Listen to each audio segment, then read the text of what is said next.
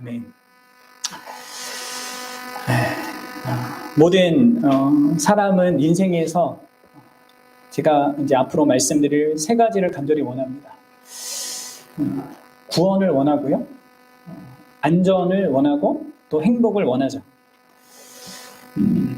악과 고통의 현실이 있고 죽음의 현실이 있기에 사람들은 그로부터의 구원을 원합니다. 또 이런 비참한 삶의 현실로부터 우리를 지켜주고 보호해 줄 수 있는 그런 안전지대를 찾기 원하죠. 또 그러면서 우리는 이러한 현실 속에서도 행복감을 또 누리기를 원합니다. 그래서 이러한 구원, 안전, 그리고 행복, 이것을 얻기 위해서 우리 사람들은, 인류는 끊임없이 몸부림쳐 왔습니다. 그리고 그러한 몸부림 속에서 어떤 의미에서 인류의 발전이 형성되어졌다고 할 수 있습니다. 여러분들이 잘 아시는 유발 하라리가 있잖아요. 역사학자가 있지 않습니까? 그분은 인류가 오랜 세월을 그런 굶주림, 질병, 전쟁과 죽음을 초반에는 이제 운명처럼 받아들였지만 근대 이후에 그런 문제들을 극복 가능한 기술적 어떤 사회적 문제로 인식하기 시작했고, 또 그런 시도에 의하여서 여러 의학이나 과학이나 정치나 이런 경제 시스템이 발전했다. 그리고 그로 인하여서 이제 인류의 문명이 정말 비약적으로 발전한 그런 상태가 되었다고 그렇게 주장했습니다. 그가 한 말이 있는데 한번 들어보세요. 기아, 질병, 폭력으로 인한 사망률을 줄인 우리는 이제 노화와 심지어 죽음 자체를 극복하려고 한다. 극심한 비참에서 사람들을 구한 우리는 이제 그들을 적극적으로 행복하게 만들려고 한다. 인간을 생존 투쟁의 짐승 같은 수준에서 끌어올린 우리는 이제 인간을 신으로 업그레이드하고 호모 사피엔스를 호모 데우스로 바꾸려고 한다. 이제 이게 인간이 역사 동안에 해온 일이고 앞으로 그렇게 되고자 하는 모습이라는 거예요. 여러분들은 이러한 이 역사학자의 이 견해에 대해서 어떻게 생각합니까? 이것이 과연 실현 가능한 미래라고 여러분들 생각이 되십니까? 이제 호모 사피엔스, 생각하고 뭔가를 상상하는 그런 자에서 이제 우리가 갖고 있는 어떤 모든 제약 조건들을 다 극복하게 되는 호모데우스, 신적인 인간이 되는 게 가능하다고 생각하십니까? 물론 이 유발 하라리도 미래가 반드시 낙관적일 것이라고 그렇게 단언하지는 않습니다. 그것은 다만 이 인류의 역사적인 방향이 뭐 그렇다 뭐 얘기도 하고, 또 과연 그 미래가 우리에게 유토피아가 될지 디스토피아가 될지 그것은 확실치 않다 뭐 이렇게 얘기하는데요. 여러분들은 과연 우리가 이러한 인류의 그런 노력이 우리가 지금 씨름하고 있는 악과 고통의 현실, 그리고 죽음으로부터 우리를 구원할 수 있다고 생각합니까? 또 우리에게 참된 안전과 참된 행복을 가져다 줄 수 있다고 생각합니까? 여러분들은 그것을 어디서 찾고 있습니까? 이 구원, 참된 안전, 그리고 참된 행복을 어디서 찾고 있습니까? 혹시 돈에서 찾고 있진 않습니까? 아니면 내 집 마련? 에서 찾고 있진 않습니까? 세상 사람들은 여러 데서 찾습니다. 돈. 돈은 나를 배반하지 않는다. 나를 떠나지 않는다. 위기 상황에서 나를 지켜줄 수 있는 것은 돈이다. 이게 이제 오늘 물질 만능주의 시대에 많은 사람들이 갖고 있는 생각이에요. 또 우리 한국 사회에서 가장 중요한 것 중에 하나는 또 집이 있지 않습니까? 내 집이 있어야지만 사회적이고 정서적이고 경제적인 그런 안정감을 느낀다고 그런 인식이 강합니다. 그래서 영끌해서 어쨌든 내 집을 마련하는 거, 이게 인생의 중요한 목표가 되고 집을 소유하기만 하면 삶의 기본적인 안정만을 확보한 거다, 이렇게 생각을 해요. 그래서 실제로 한국의 이런 사회복지 제도가 이러한 것들을 이제 이러한 심리들을 반영해가지고 이런 데 이렇게 도움을 많이 주려고 하잖아요. 또 모든 정당의 정치인들도 바로 이런 요소들을 앞세워서 내가 그런 거 해줄 수 있다라고 하면서 우리에게 표를 달라고 하고 있습니다. 그리고 오늘날 또 많은 유튜브를 보거나 뭐 영상을 보면 계속 건강 관련된 그런 영상들이 많이 있지 않습니까? 또 그게 이제 우리의 삶의 안전과 행복과 이러한 모든 어떤 어려움부터 우리를 구원한다고 생각해서 그런 것들을 사람들이 추구한단 말이에요. 건강 관련 식품, 뭐 온갖 그러한 산업들, 이 서비스들이 붐을 이루고 있어요. 헬스, 요가, 필라테스 여러분 주변에 얼마나 많습니까? 지금 매년마다 엄청나게 증가하고 있다고 합니다. 21년도에는 2만 개였는데 23년도에는 2만 6천 개로 37%가 증가했고요.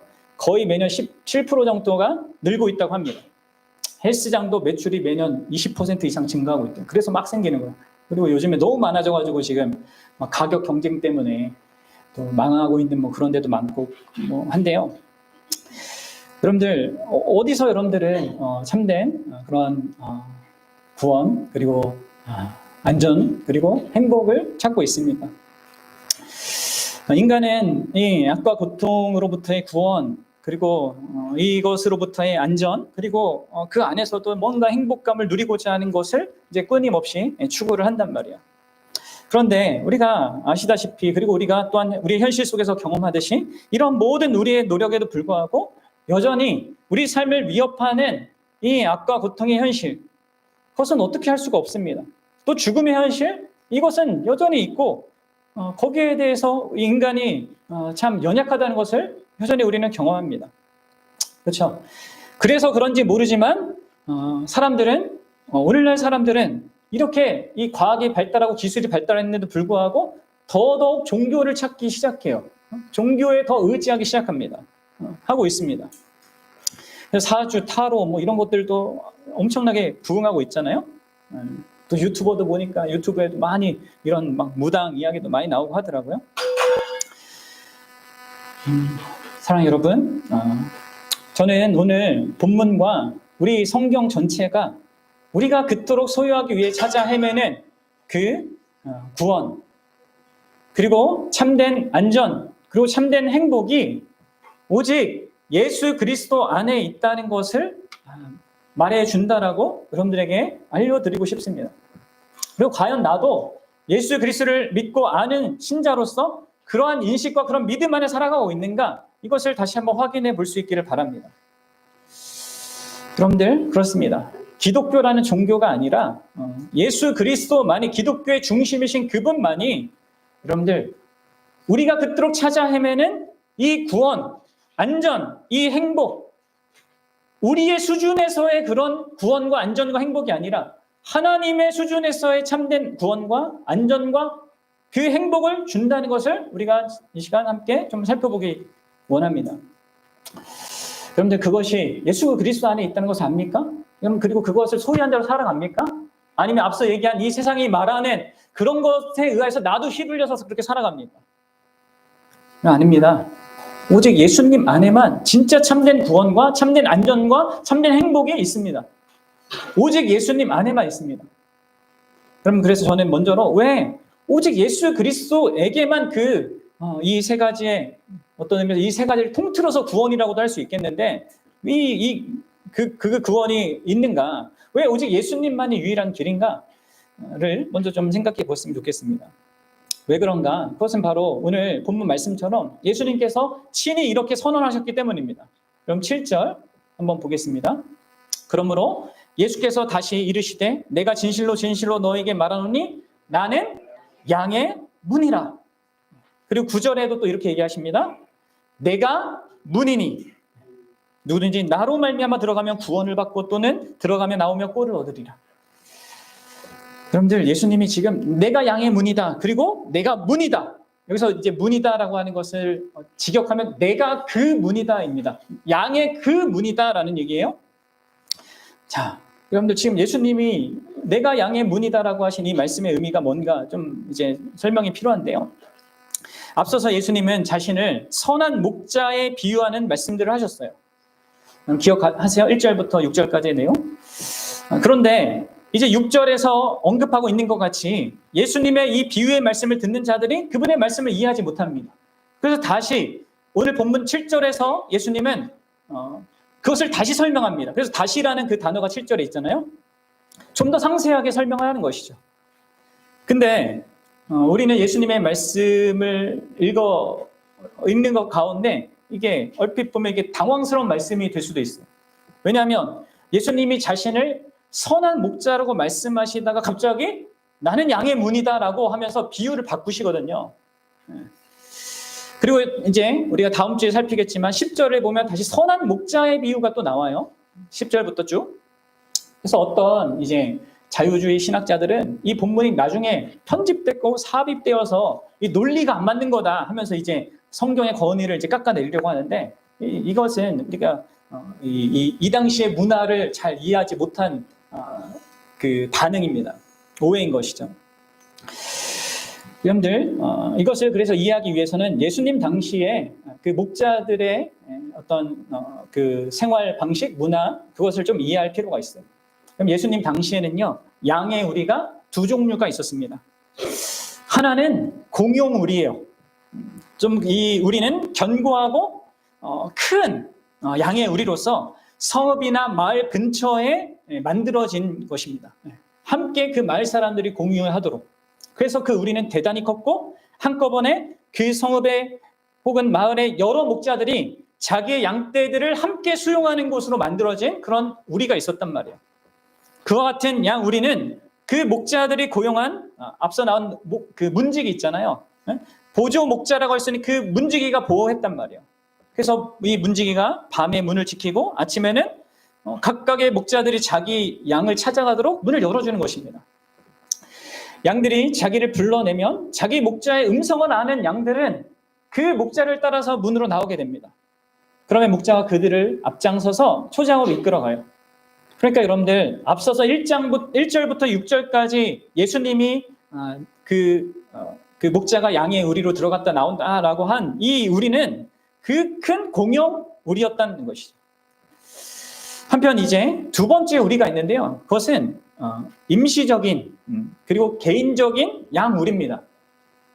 이런 우리는 산간 벽지에 있었고 목자들은 날씨가 좋을 때 그런 우리를 그런 산간 벽지 안에 임시적으로 만들어서 그 양떼를 지키는 일을 했습니다. 그래서 여러분들 예수님께서 태어나셨을 때 천사들이 목자들에게 나타나지 않습니까? 양을 지키고 있었던 그때 목자들은 바로 그 임시 양 우리에서 양을 지키고 있었던 겁니다. 이런 종류의 양 우리는 그냥 크고 작은 돌들을 옆에 막 쌓아 놓는 것이죠.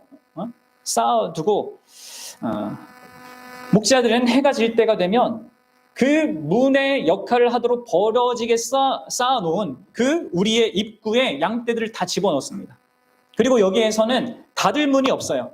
그렇죠? 그래서 어떡합니까? 목자는 이 안에 있는 양들을 보호하고 또 들짐승들이 들어오지 못하도록 그 문에 자신이 가로질러서 눕습니다. 그래서 그들은 양 우리의 문이 되었던 것입니다. 그래서 여러분들 여기서 7절과 9절에서 말하는 내가 양의 문이다라고 할 때는 바로 그런 종류의 양 우리를 염두에 두신 것이에요. 그래서 예수님은 나는 양의 문이다라고 그렇게 하신 이 말씀의 의미는요. 그가 진짜 양들을 위한 선한 목자라는 맥락 속에서 연결성 있는 내용인 거예요. 뭐 이렇게 그냥 끼워 맞힌 내용이 아니란 말이에요. 나는 내 양들을 위한 문이 되는 그런 선한 목자다라고 말씀하시는 것이죠. 내가 내 양들을 보호하고 내 양들을 지키고 내가 내 양들을 풍성하게 만드는 그런 존재다라고 하면서 양들과 자신과의 관계를 말씀하고 있는 것입니다. 이렇게 보면 우리가 9절의 말씀을 바르게 이해할 수 있는 것입니다. 임시 우리로 들어가는 자신이 유일한 문으로서 자신이 존재하고 자기 양들은 오직 자기로 말미암아 들어가게 되고 자기로 말미암아 들어가는 그 양들은 세 가지의 복을 누리게 된다는 것이죠. 구원, 그리고 들어가며 나오는 것 가운데 안전이 지켜지는 것, 그리고 꼴을 얻으리라, 참된 행복. 이제 이것을 이제 이후에 다루고요. 먼저 우리가 생각해야 할 것은 유일한 문으로서의 예수님입니다. 여러분들 이렇게 우리에는 문이 단 하나밖에 없어요. 그건 뭐예요? 바로 예수님 자신이에요. 그리고 이것을 통해서 예수님은 뭘 얘기해 주시는 것입니까? 오직 예수님 자신이 오직 진정한 구원을 위한 유일한 문이라는 것을 강조하고 계신 거예요. 그리고 이것을 요한복음 전체의 맥락에서 보면, 그리고 성경 전체에서 맥락에 보면 오직 예수 그리스도만이 우리가 구원을 받을 수 있는, 또 하나님께 나아갈 수 있는 유일한 길이라는 것이죠. 그래서 요한복음 14장 6절에서 예수님이 이렇게 얘기하셔요. 우리 함께 읽어봅시다. 시작. 예수께서 이르시되 내가 곧 길이요 진리요 생명이니 나로 말미암지 않고는 아버지께로 올 자가 없느니라. 아멘. 그렇습니다. 여러분들, 예수님이 문입니다. 예수님이 길입니다. 이것이요, 기독교를 세상 모든 종교와 구분하는 결정적인 사실입니다. 여러분들 아시죠? 다른 세상의 모든 종교들은요, 그 종교의 창시자가 중요하긴 하지만 그렇게 결정적으로 중요하진 않습니다. 왜 그래요? 세상 종교의 모든 방식들은 본질적으로 영적 진리라고 자신들이 주장하는 그 개념들을 끌어모은 것이기 때문에 그렇습니다. 그래서 중요한 것은 그 종교의 가르침과 그 가르침을 실행하는 것이 중요해요. 창시자가 없어도 그것이 그 자가 강조되지 않더라도 그건 괜찮아요. 그냥 그 존재가 있었다는 것은 충분합니다. 특히 이제 종교를 창시한 그 사람들 역시 자기 자신보다도는 자기 자신이 아니라 그 가르침, 어떤 인생의 원리, 우주의 원리, 이것을 중요한 것으로 가르쳤단 말이에요. 그러나 여러분들, 기독교는 달라요. 예수님의 가르침이나 예수님이 말씀하신 어떤 구원의 원리가 우리를 구원하는 것이 아닙니다. 우리를 구원하는 것은 그분 자신이에요. 다른 모든 종교는요, 인격체가 우리를 구원하지 않습니다. 다른 종교는 원리와 가르침과 그것을 따르는 우리의 행위가 우리를 구원하잖아요. 그러나 기독교는 아니란 말이에요. 많은 사람들이 이렇게 말해요. 세계 4대 성인 모두가 존경받아야 되고 우리가 다 인정해야 된다. 그들은 우리에게 사랑하라고 얘기했고 용서하라고 얘기했고 희생하라고 얘기했다. 그것이 중요하다라고 모든 종교가 말한단 말이에요. 하지만 여러분, 기독교는 그렇게 작동하지 않아요. 예수님은 자신이 진리를 안다라고 단순히 외치지 않았습니다. 예수님은 내가 진리다라고 얘기했어요. 예수님은 길이 여기 있다 이렇게 얘기한 게 아니라 내가 길이다 이렇게 말씀하셨단 말이에요. 여러분들, 모든 기독교가 가르치는 진리체계, 어떤 교리, 이 원리는요, 예수 그리스도라는 그 인격적인 그 대상, 그분이 없으면 어느 것 하나 의미가 없습니다. 기독교는 그래서 이렇게 독특한 체계인 거예요. 그럼 여러분, 예수님은 어떻게 이렇게 엄청난 주장을 할 수 있습니까? 그것은 바로 그분이 하나님 자신이기 때문에 그렇습니다. 그분이 다만 단순한 사람에 불과했다면 이 예수님의 이 주장은 주제 넘은 그런 이야기에 불과하겠죠.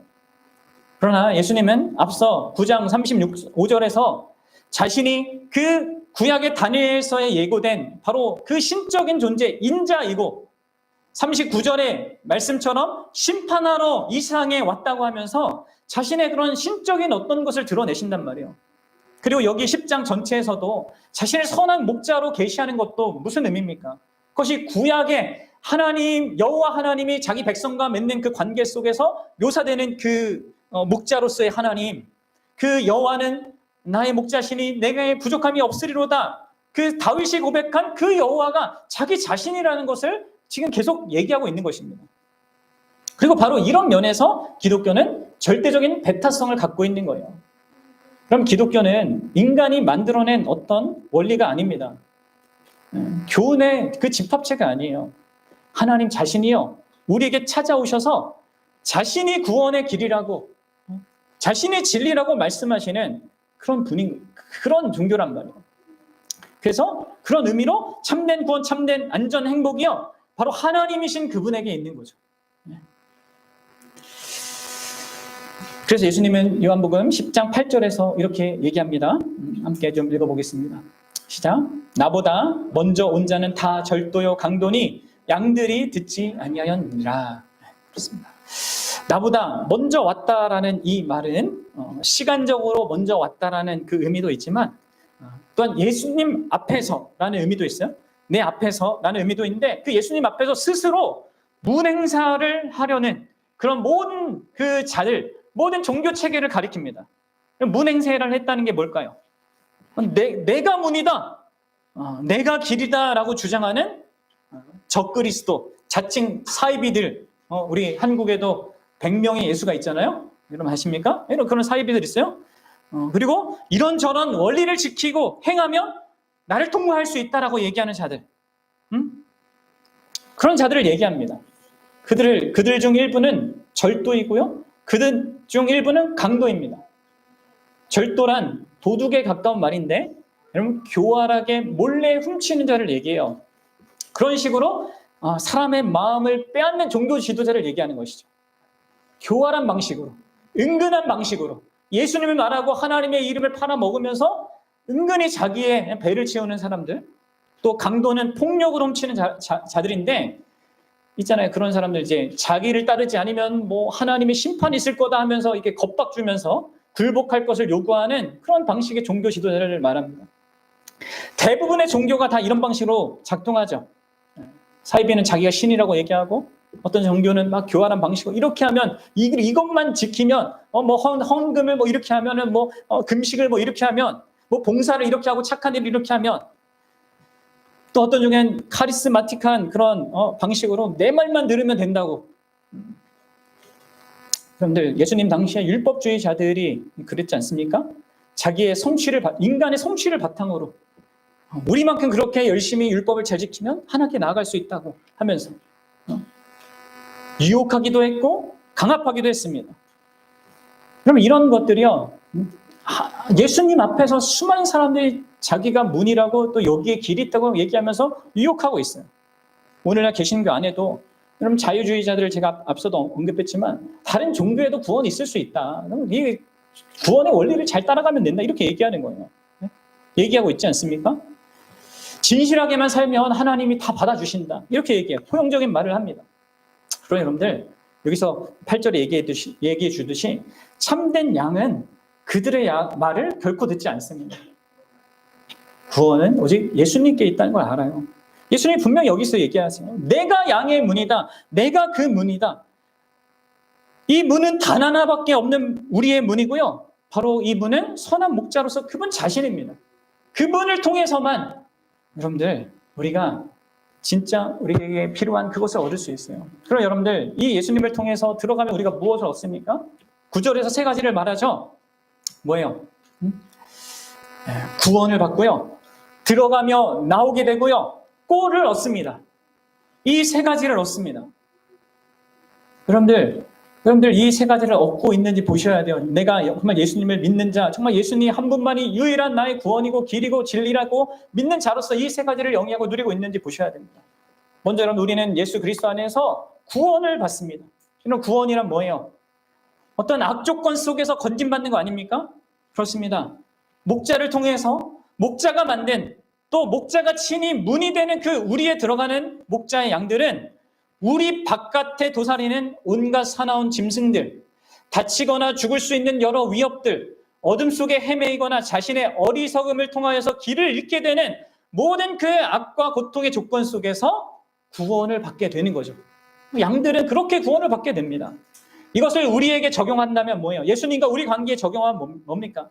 우리는 예수님을 통하여서 그분이 만드시고 그분이 문이 되시는 그런 그분의 우리 안에 들어가는 거예요. 이제 이러한 우리를 많은 우리 믿음의 선배들은 이제 교회라고 얘기했는데 이 교회 안에 들어가서 들어간 자는요 모든 악과 고통 특히 모든 것에 이 모든 악과 고통 그리고 죽음의 근원되는 그 근원적인 문제 그게 뭡니까? 뭐요? 여러분들 하나님의 진노로부터 우리가 구원받는 겁니다. 그럼 우리는 이 악과 고통, 우리 이 세상 사람들은 이걸 모르죠. 그냥 악과 고통 그리고 죽음이 이 세상에 그냥 자연스럽게 존재하는 어쩔 수 없는 현실이라고 생각해요. 그래서 그냥 받아들여야 된다고 생각합니다. 그럼 여러분들 그냥 받아들여져요? 아니요. 이건 우리한테 불편한 어떤 것입니다. 그리고 성경에 의해서도 그건 그렇지 않습니다. 자연스러운 게 아닙니다. 이 악과 고통 그리고 죽음은요. 하나님께서 인간의 죄에 대해서 진노하시는 그분의 심판의 한 측면인 것입니다. 어떤 특정한 죄에 대한 어떤 하나님의 그 징계가 아니라 일반적인 인간의 죄에 대한 하나님의 일반 그 심판의 어떤 현실이란 말이에요. 그래서 여러분들 예수 그리스도께서 여기에서 말씀하시는 구원, 그리고 자신이 제공하시고자 하는 그 구원은요, 다만 우리가 주관적으로 경험하는 악과 고통의 현실, 죽음의 현실로부터의 구원을 넘어서는 거예요. 더 근원적인 것. 우리의 죄와 그 죄에 대한 하나님의 그 진노의 심판으로부터의 구원을 말씀하시는 거죠. 그래서 요한복음 저자는 이제 3장 36절에서 이렇게 얘기했어요. 한번 읽어봅시다. 시작. 아들을 믿는 자에게는 영생이 있고 아들에게 순종하지 아니하는 자는 영생을 보지 못하고 도리어 하나님의 진노가 그 위에 머물러 있느니라. 그럼 예수 그리스도의 그 우리 안에 들어오지 않는 자들은요, 하나님의 진노가 그 위에 있는 자들입니다. 당장은 하나님이 이 세상을 최종 심판하지 않죠. 자기 택한 자를 구원하기 위해서 계속 밀어두시는 거란 말이에요. 그런 하나님의 진노가 있다는 것이 악과 고통의 현실, 죽음의 현실로 우리에게 경험되어지는 것입니다. 근데 예수 그리스도 안에 들어갈 때 이 모든 것의 근원인 이 하나님의 진노로부터 우리가 구원받는 거예요. 그래서 이러한 사실을 사도 바울이 로마서 5장 9절에서 이렇게 얘기해요. 함께 읽어봅시다. 시작. 그러면 이제 우리가 그의 피로 말미암아 의롭다 하심을 받았으니 더러 그로 말미암아 진노하심에서 구원을 받을 것입니다. 여러분들, 우리가 진짜 두려워야 될 것, 진짜 걱정해야 될 것, 염려해야 될 것은요, 사실 악과 고통의 현실이 아니고요, 그 죽음 자체도 아닙니다. 그것이 가리키고 있는 우리의 죄에 대한 하나님의 합당한 진노의 심판입니다. 근데 예수님께로 들어가야지만 거기로부터 구원받을 수 있는 거예요.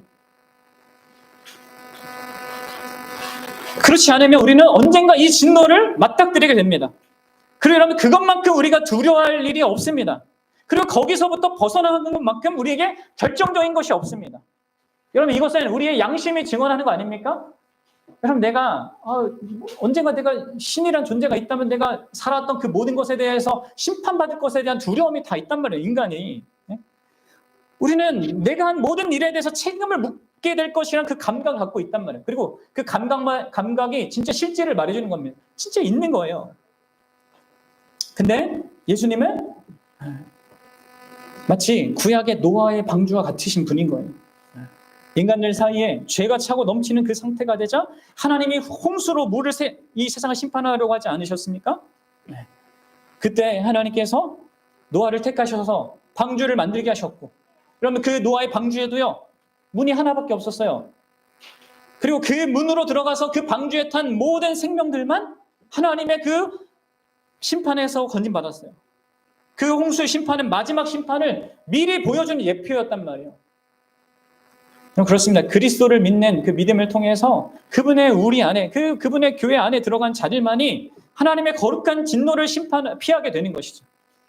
그럼 아셔야 됩니다. 이 세상에 존재하는 악과 고통, 그리고 죽음은 하나님의 정당하고 엄중한 죄에 대한 심판에 맛보기에 불과한 거예요.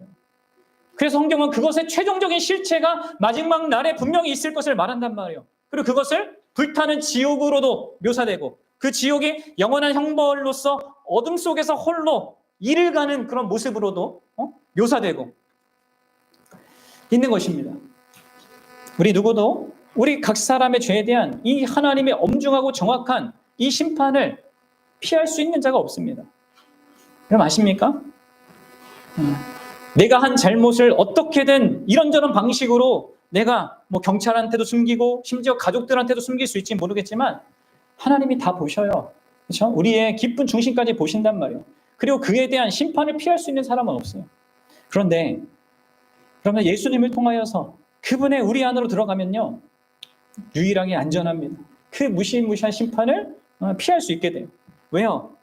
바로 예수님께서 우리를 대신하여서 하나님의 모든 율법을 완전히 성취하여 의를 이루셨고, 그분이 우리를 대신하여서 우리가 받아야 될 그 하나님의 진노의 심판을 친히 십자가에서 어린 양으로서 받으셨기 때문이에요. 그 죄값을 치러 주셨기 때문에 우리는 그분의 보혈로, 그 희생으로 영원히 안전하게 되는 그 구원에 들어가게 되는 것입니다. 여러분들, 우리가 진짜 두려워야 될 것은 하나님의 심판이고요. 우리가 그 심판에서 구원받을 수 있다면, 그리고 그렇다면 여러분들, 이 세상에서 여러분들은 더 이상 두려운 것이 없는 자들이 되는 것입니다. 아셔야 돼요. 예수님은 여기에서 바로 그런 구원을 말씀하시는 거예요. 양들에게 최고 두려운 것이 목자의 우리로 들어옴으로 말미암아 해결되는 것처럼, 인생들에게 최고 두려운 것이 그 하나님의 진노의 심판이 예수님을 통하여서 예수님의 우리 안으로 들어옴으로써 해결된다라고 말씀하시는 것이죠. 하나님의 이 엄중한 그 심판, 죄에 대한 그 하나님의 징계, 그것을 과연 이 생에 누가 해결해 줄 수 있습니까? 어떤 원리가? 어떤 우리의 행위가? 선한 행위들이? 안 됩니다. 오직 예수 그리스도밖에 없는 거예요. 더불어서 여러분들, 예수님은 자기로 말미암아 들어간 자들은 들어가고 나오게 되는 복을 누리게 된다고 얘기하고 계시죠. 이게 무슨 말입니까? 들어가고 나오게 된다. 이게 뭐예요? 들어가고 나온다라는 것은요, 인생의 모든 활동들을 총괄해서 말하는 표현이에요. 성경의 표현이에요. 그런 우리의 모든 삶의 국면마다 그분이 함께 계실 것을 말하는 거예요. 여러분, 우리의 안전이라는 것이 이 세상의 집이나 무슨 돈이나 건강에 있는 것이 아니라 그분이 함께 계심이 안전이라는 거예요. 그럼 신명기 28장에 가면 이 표현이 이제 두 조건 속에서 등장하는데 한번 보도록 하겠습니다. 신명기 28장 1절부터 6절 말씀이에요. 같이 읽어봅시다. 여러분 잘 눈을 뜨고 잘 읽으셔야 됩니다. 내용을 생각하면서. 시작. 내가 내 하나님 여호와의 말씀을 삼가 듣고 내가 오늘 내게 명령하는 그 모든 명령을 지켜 행하면 내 하나님 여호와께서 너를 세계 모든 민족에 뛰어나게 하시고, 여기 조건이 뭡니까? 세계 모든 민족이 하나님 우리를 축복해 주시는 그 조건이 뭐예요? 모든 명령. 하나님의 예를 들어 10계명이라고 한다면 그걸 다 하나도 빼놓지 않고 잘 지키는 거예요. 그러면 이런 축복을 받아요. 그러면서 하시는 얘기를 쭉 이어봅시다. 시작. 내가 내 하나님 여호와의 말씀을 청종하면 이 모든 복이 내게 임하여 내게 이르노니 성읍에서도 복을 받고 들에서도 복을 받을 것이며 내 몸의 자녀와 내 토지의 소산과 내 짐승의 새끼와 소와 양의 새끼가 복을 받을 것이며 내 강주리와 떡반죽 그릇이 복을 받을 것이며 내가 들어와도 복을 받고 나가도 복을 받을 것이니라. 들어와도 나가도 복을 받는 것. 그러니까 모든 삶의 국면을 지금 포괄해서 이 표현을 쓰는 거란 말이에요. 여러분들의 인생의 모든 것들이 다 복이 된다. 라고 말씀하시는데 그 조건이 뭡니까? 그 조건이 1절에 있는 거예요. 뭐요? 하나님의 모든 계명의 말씀. 하나님이 하라는 걸 다 하고 하나님이 하지 말라는 건 다 하지 않고 하나님이 하라는 것도 그 안에 담긴 의도를 따라서 하는, 완벽하게 순종하는 것을 통하여서 이러한 복을 받을 수 있습니다. 뭘 해도 복이 되는 인생. 근데 여러분, 우리가 그럴 수 있습니까? 누가 그렇게 할 수 있을까요? 없습니다. 하나도 10계명에 여러분들 1계명도 지금 잘 못 지키고 있잖아요. 저도 그렇고 제대로 못 지키고 있단 말이에요. 그게 우리입니다. 그래서 우리는 복 받기는 틀렸구나 이렇게 생각하셔야 돼요. 자, 그리고 19절에 가면 이렇게 나와 있죠. 대조되는 말씀이요. 같이 읽어봅시다. 시작. 내가 들어와도 저주를 받고 나가도 저주를 받으리라. 이건 무슨 말입니까? 뭘 해도, 무슨 돈이 많아도 뭐 건강이 있어도 집이 있어도 뭘 해도 그건 저주가 된다, 이런 얘기란 말이에요. 근데 그 조건이 뭐예요? 15절이에요. 같이 읽어봅시다. 시작. 내가 만일 내 하나님 여호와의 말씀을 순종하지 아니하며 내가 오늘 내게 명령하는 그의 모든 명령과 규례를 지켜 행하지 아니하면 이 모든 저주가 내게 임하여 내게 이를 것이니 하면서 계속 나와요. 20절, 15절부터 계속 나와서 몇 절까지, 68절까지 저주의 내용이 엄청나게 나옵니다. 그럼 뭘 얘기해 주는 거예요? 이 말씀을 보면 진짜 우리는 복이 아니라 뭘 해도 저주밖에 기대할 것이 없는 존재라는 것을 보여주는 겁니다. 성경의 말은. 이거 피해라. 그리고 열심히 해서 복 받아라. 이런 얘기가 아니라 우리가 안 된다는 거예요. 복이 아니라 저주가 받기에 합당한 우리라는 거예요. 근데 여러분들, 예수님이 지금 무슨 얘기를 하는 거예요? 그분을 통하여서 들어가는 자, 그분과의 그 양과 그 목자의 관계를 맺는 그 자가 되면 들어가든지 나가든지 복이 있는 자가 된다는 겁니다. 여러분, 이게 어떻게 가능해요?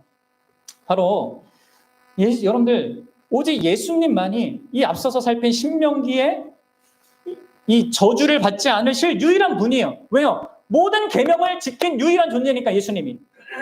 또 예수님만이 오직 이 신명기에 나오는 이 축복을 받을 유일한 존재란 말이에요. 그러니까 예수님만이 그러한 존재인데 그분과의 관계 속에 들어가잖아요. 그러면 그분으로 말미암아 들어가면 그분이 함께하는 인생이 되기 때문에 우리의 어떠함에도 불구하고, 원래는 복은 못 받고 저주할 수밖에 없는 우리의 인생임에도 불구하고 바로 그 예수 그리스도, 우리와 함께 하신 그분 때문에 모든 것이 복이 될 거라는 거예요. 어디를 가든 무엇을 하든 무엇을 경험하든지 간에 주님께서 목자로서 함께 해주시기 때문에 복이 될 거다, 안전할 거다, 그렇게 말하고 있는 것입니다. 사랑하는 여러분, 예수님은 우리에게 지도를 주고 따라가라, 거기에 보물이 있을 거고 거기에 안전이 있을 거다, 이렇게 얘기하면서 우리를 보내는 분이 아니에요. 로마서 8장 14절이 말하듯이 그분은 그분의 영이신 성령을 우리에게 주시고 성령 안에서 우리와 함께 하시면서 우리를 인도해 가십니다. 그래서 여러분들, 우리가 실수하고 잘못하고 심지어 죄를 범할 때도 그 자리에 함께 계셔요. 다시 말씀드리지만 그분은 지도를 주시는 게 아니에요. 원리를 주시는 것이 아니에요. 자기 자신을 주십니다. 그래서 따라서 우리가 그와 함께 하면서 그에게 순종하여서 좋은 결정을 내리고 선택하면요, 그것이 자연스럽게 우리에게 복이 되고 유익이 됩니다. 그런데 우리가 나쁜 결정을 하고 죄를 지으면 어떻게 됩니까? 그 자리에서 그분이 여전히 함께 계셔서 그분은 우리의 나쁜 결정, 그 죄를 그분의 우리를 향한 그 사랑의 계획에 짜 넣으십니다. 그 일을 하십니다. 그리고 거기에서 그 나쁜 결정과 그 내가 죄를 범한 것으로 인해서 고통당하고 있는 그 현실을 가지고도 그분은 우리를 다듬어 가셔요. 네? 그래서 우리를 원래 창조하셨을 때 의도하셨던 그 바로 아름다운 그 모습을 만들어 가신단 말이에요. 그래서 사도 바울이 모든 것이 합력할 선을 이룬다고 한 거예요. 그래서 그게 들어가도 나가도 복이 되는 그런 것을 만드는 것은 예수님 자신밖에 없는 거예요.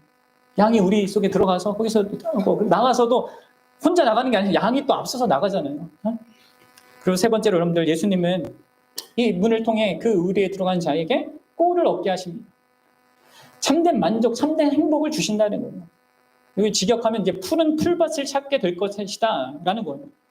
여호와는 나의 목자시니 내게 부족함이 없으리로다. 그가 나를 푸른 풀밭으로 인도하시다. 이건 무슨 말입니까? 예수님을 통해 우리는 우리 영혼에 필요한 모든 복된 양식을 우리를 충만하게 하고 만족하게 할 것을 영위하게 될 것이라는 의미입니다. 여러분들, 다시 한번 양과 목자의 비유를 상상해 보십시오. 선한 목자가 목자로서 저축해 놓은 그 건초가요, 그 양 우리 안에 있을 겁니다. 그렇죠? 그 양들이 그 우리 안에서 배고플 때 안전하게 얼마든지 먹을 거예요. 그리고 그 목자로 인하여서 우리 밖에 드넓은 초장으로 나아갈 때도 양들은 그 목자로 인하여서 신선한 목초까지 기대할 수 있습니다. 안팎에 관계없이 그들은 자신들이 기다리고 바라던 그 양식을 언제나 발견하게 될 겁니다. 쉴만한 물가를 경험하게 될 거예요. 사실 여러분들, 팔레스타인 땅은요, 대부분 불모의 땅이에요. 유대 광야라는 것도 있잖아요. 그래서 좋은 초장을 찾기란 양들의 입장에서 쉽지 않습니다. 그것은요, 오로지 선한 목자의 열심에 달려 있어요. 양들은 시력도 나쁘고 쉽게 길을 잃고, 여러분들 그 만화 같은 거 보면 양들 막 그 절벽에 막 걸려 있고 그러잖아요, 나무에. 네? 여러분들 바로 10cm 앞에도 못 봐요, 양들은. 그래서 헛디뎌서 떨어집니다. 그러니까 목자가 절대적으로 양들의 행복과 만족에 중요한 거예요. 여러분, 그렇습니다. 우리에도 마찬가지예요. 그럼 생각해 보십시오. 이 온 우주라는 큰 그 맥락에서 나를 보십시오. 또 세상 역사라는 이 큰 이 흐름 속에서 나를 보십시오. 여러분, 이 안에서 나는 양과 같습니다. 뭐 우리가 아는 게 뭡니까? 우리가 본다고 하고 우리가 뭐 예상한다고 하는 게 그게 뭐예요? 그 이 세상에서 우리에게 참된 꼴이라고 할 수 있는 것, 참된 행복이라고 할 수 있는 것도 그게 뭡니까? 혹시 우리는 독초를 먹고 있는 거 아니겠어요? 내가 진짜 행복이라고 추구하는 그 모든 것들이? 그리고 더더욱이나 우리 스스로 찾아서, 또 아니면 우리끼리 힘을 모아서 찾을 수 있는 게 아니에요, 행복이라는 것은. 오직 이 모든 우주와 역사를 주관하시는 그분 자신으로부터 찾을 수 있는 것이죠. 그래서 여러분들, 사도 바울이 같은 맥락에서 빌립보 교회에게 이렇게 말했어요. 빌립보서 4장 19절 함께 읽어봅시다. 시작. 나의 하나님이 그리스도 예수 안에서 영광 가운데 그 풍성한 대로 너희 모든 쓸 것을 채우시리라. 네. 그렇습니다.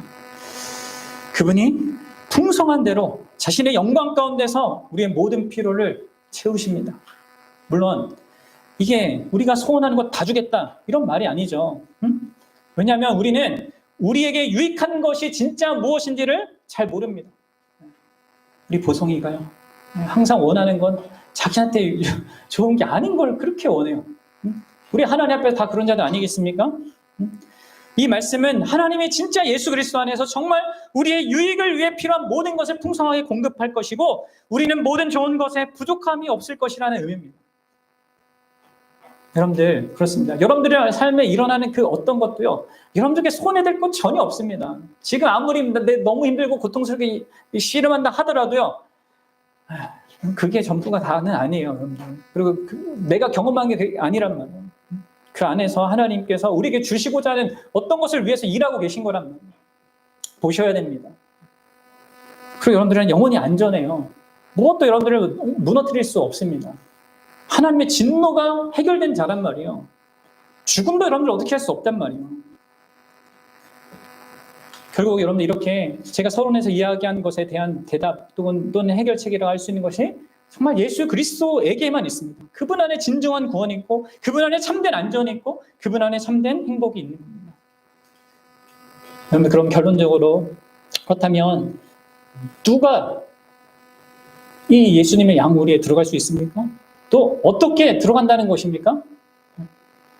자, 예수님은 오로지 자기 자신만이 양들의 문이라고 하면서 절대적인 배타성을 주장하셨어요. 문은 하나다. 종교도 아니고 원리도 아니고 심지어 내 가르침도 아니다. 나다 이렇게 얘기하는 거예요. 그런데 여기에서 예수님은 덧붙여서 엄청난 포용성을 또 보여주셔요. 이 문에 누구든지 들어갈 수 있다는 것이죠. 요한복음 10장 9절 한번 읽어봅시다. 10장 9절 시작. 내가 문이니 누구든지 나로 말미암아 들어가면 구원을 받고 또는 들어가며 나오며 꼴을 얻으리라. 누구든지 예수님께 나아갈 수 있습니다. 여기에는 그 어떤 조건도 없어요.